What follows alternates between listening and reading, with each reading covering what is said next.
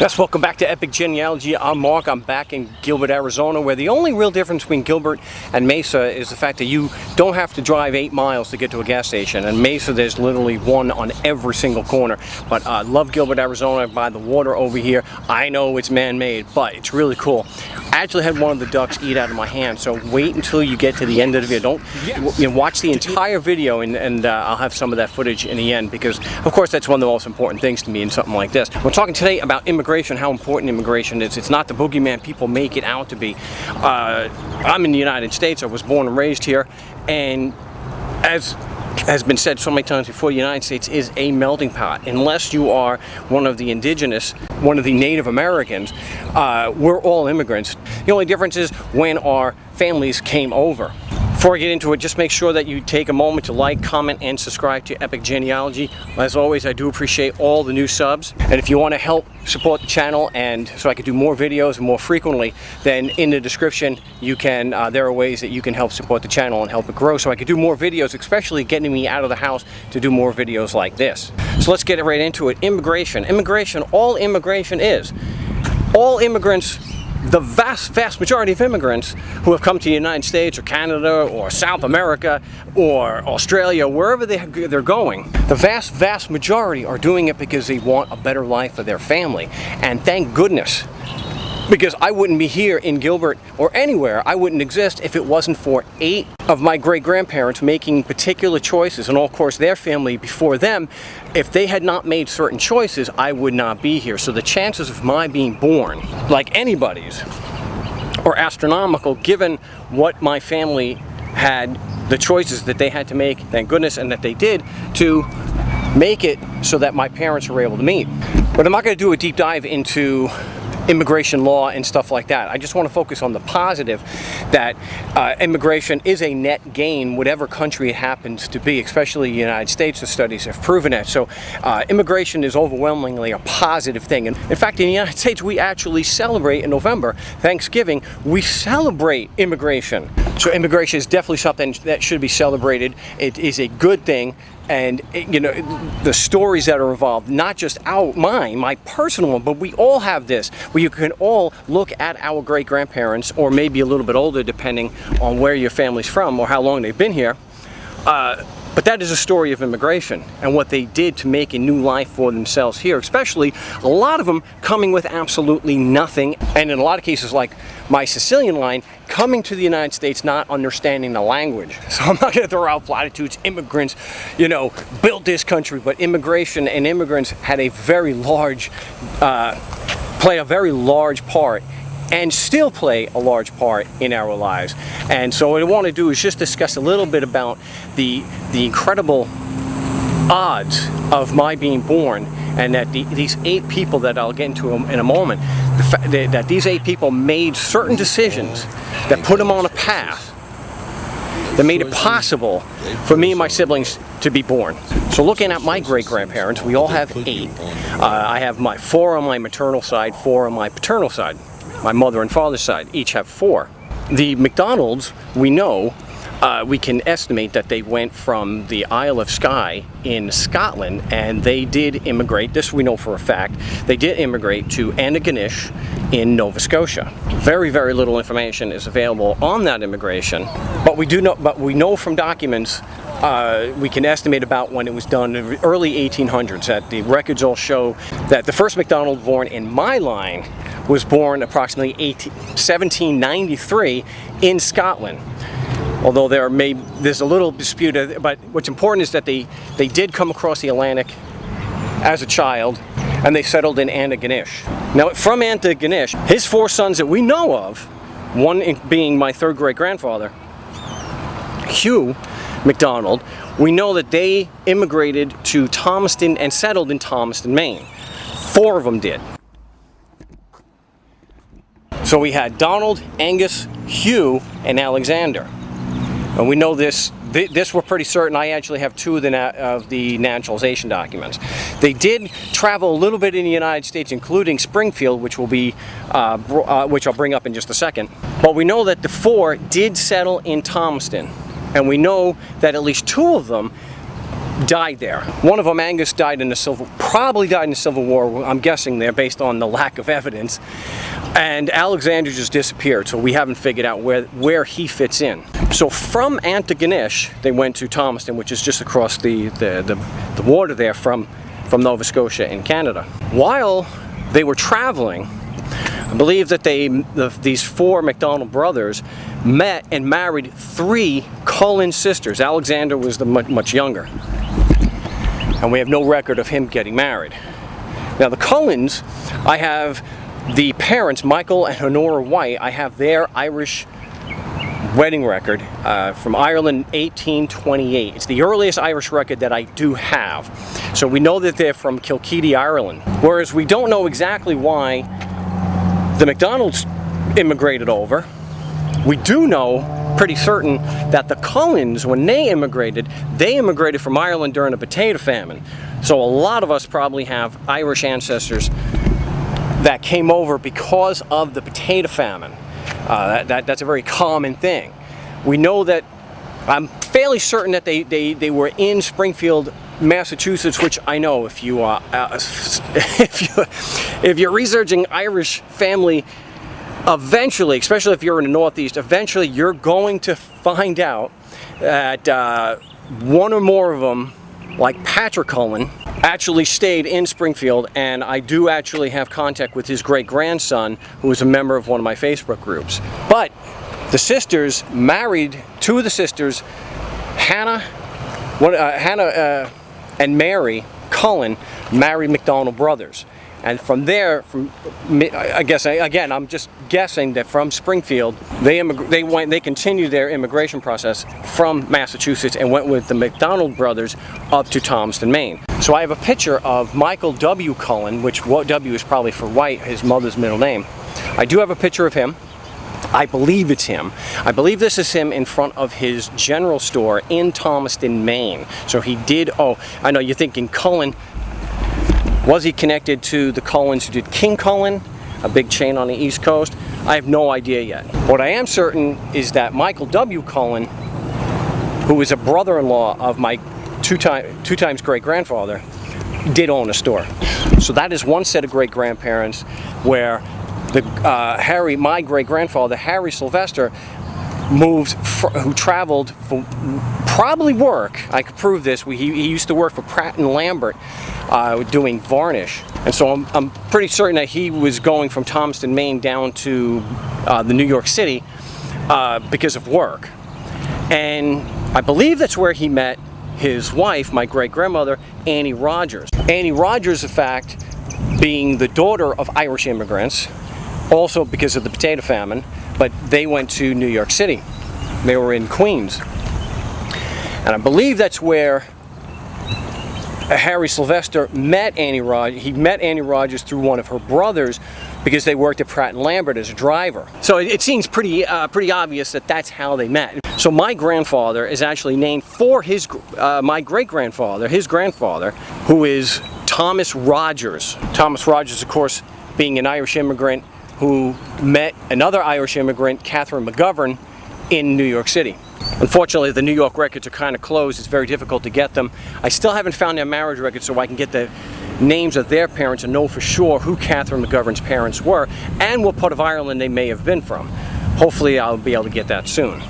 So the other great-grandparents, one is actually a German immigrant, Johann Stein. And I was told by somebody who lived in Hamburg for a number of years that Johann Stein was one of the most common German surnames in that part of Germany. So Johannes Stein, not a lot of fun when you've got that. MacDonald isn't common enough.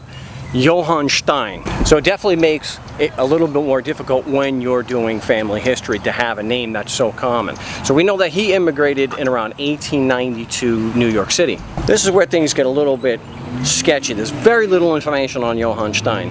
What we do know is that he was in St. Vincent's in Newfoundland around 1903. It was about this time that he met my great-grandmother, Mary Moriarty, who is the daughter of Irish immigrants. So just a little bit of history. So for hundreds of years, the Irish had been immigrating to Newfoundland for work, to fish.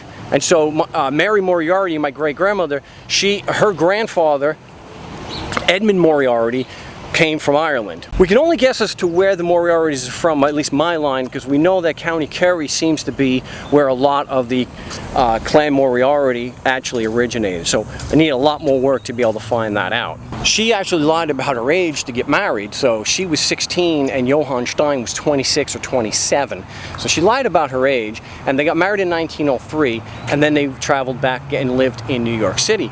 And what he was doing up there, we can only guess. He was a train conductor. He was probably up there fishing. He had a job fishing, and I would imagine that a 26-year-old Protestant German getting married to a 16-year-old Irish Catholic girl, I think we can pretty much assume why they left quickly and came back to the United States. So I've already touched on a bit in other videos about my maternal side, my Siciliano, but thank goodness they made the choices that they did. And one of the reasons why there was a mass migration of Sicilians starting in around 1870, 1875, once the policies of the Italian unification government really started taking place. So I'll do another video with a lot of the history here, but just to suffice to say, not only did taxes go up, the numbers of Sicilians that were required under conscription, it all fell. A lot of the government regulations were falling on disproportionately on the Sicilians. But it took a while for this to really take effect. One of the things that happened was private land ownership in Sicily plummeted after the unification. It's obvious to see that if very few people are owning property, why there would have been a mass migration from Sicily to the United States, Canada, Australia, and South America. So that's very obvious, and I'm pretty sure that was one of the motivating factors, one of the general motivating factors why Mia Familia, they decided to get out. And we see time and time again that the vast majority of immigrants are good, hard-working people that just want a better life for their family. And thank goodness that my family did go. My great-grandfather, Pietro Randazzo, it was very common what he did. He did what most of the others did, like my other great-grandfather, Francesco Gagagliano. They both came first, new family that was already here, and then they worked and saved up enough money to either go back and bring the family, or they were able to send the money back, and then the family was able to follow. So for example, my grandmother was born in Garini, Sicilia. She did not come over until she was about 8 years old. And that was about 7 years after my great-grandfather had traveled over to Brooklyn. And like my other great-grandfather, Pietro Randazzo, they worked at the docks. So I actually like to refer to that part of Brooklyn by the docks. I'm talking about Hicks Street and Columbia, Pacific, Baltic Street, just a walk from the docks in Brooklyn. That's like Little Garini, because chances are they are named Randazzo, Menino, Gagagliano, and they're living on Hicks Street. Chances are they're from Garini. And one of the reasons, and this goes for any immigrant, one of the reasons why they stay in the same neighborhoods is because they didn't always know the language. So it was easier to go to an area where they spoke the same language. And you have an area like that part of Brooklyn that is heavily for the Palermo area, because I'm talking about just these little tiny neighborhoods, that they were heavily from people from the Palermo area because they understood the language. Someone from Palermo may not necessarily be able to understand somebody from Messina or from another part of Sicily. They may not be able to understand a lot of Italians. So that's the reason why they did that. That's why I mentioned in another video, you look at the witnesses on the naturalization documents, and 9 times out of 10, in my experience, 9 times out of 10, that's going to be family. They're definitely going to be somebody from Garini, because of course they speak the language. I never had the story. It was an unwritten thing. I couldn't talk. My grandfather passed away at a very young age. He was only 29. My grandmother was also 29. They had 2 young children, and so it was an unwritten thing. If you understand Sicilian culture a bit, they take death really, really bad. And it was just an unwritten thing that we had as kids.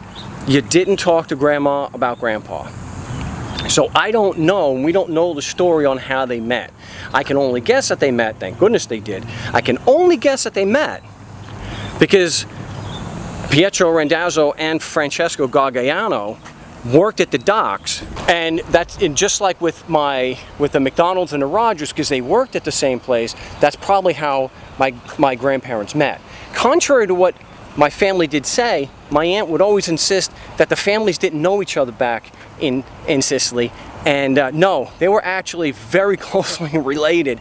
The Gargaianos and the Pecoreros were very closely related, so that doesn't really hold up. And I think the culture was too, families stayed together. I'll do another video where the Gargaianos traveled from Messina in around 1709 over across the island to Garini with the Cucuzza family. And if you follow the line, you can see that the Cucuzzas and Gargaianos are godparents on the baptism records, and you can see this connection with the families for several hundred years. I would imagine that back in Sicily, we'll probably find out that the Gargaianos and the Cucuzzas are still close. They probably live next to each other. That's something hopefully I'll be able to get in the future. So that's briefly about my family, why I think immigration is so important. Not just because immigrants really were and are a big part of the United States or whatever country they happen to be in. Because look, they just, hey, I am in one sense immigrated. I went from New York to here to Arizona. The only difference is I didn't cross an ocean. But immigrants are a very big part of our lives, and it's a very big part of our individual story. Just leave in the comments how far back you have to go to be able to find someone who immigrated to the United States. Unless, of course, you're one of the Native Americans. Then you got to go back 30,000 years or so. But immigration is something to be proud of. It's something to celebrate, just like we're going to do here in the United States next month with Thanksgiving. If it wasn't for this is it's incredible. I want to get into the stories about this. The choices that these people that I unfortunately would never meet. I only got to meet my great-grandmother Francesca Armetta, because Francesco Gargaiano, he passed away in 1946, so that was way before I was born. But the stories that these people had and that I'm trying to uncover are fascinating.